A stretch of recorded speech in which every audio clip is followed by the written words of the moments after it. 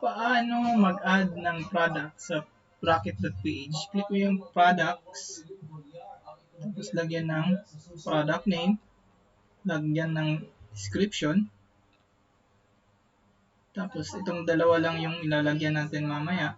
Prepare muna natin yung dalawang files natin. So ito na yung product natin, coloring book for kids. Click mo na yung share, template link, create template, copy mo lang to, tapos punta natin sa yung thank you page, thank you for your purchase, click here to access, right click mo lang dito, tapos ito yung link, tapos paste, done, okay, tapos save mo lang tong file na to, share, download mo sa PDF file.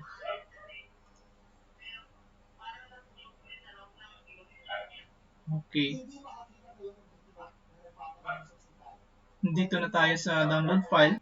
Make sure na itong file na to, kukonect to sa Canva file natin. Click mo lang tong nilagyan natin na link.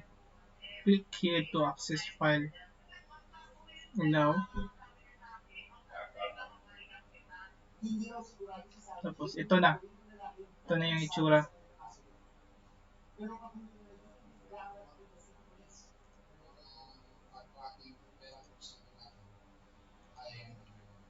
Hanapin nyo yung product nyo. Try mo hanapin mo.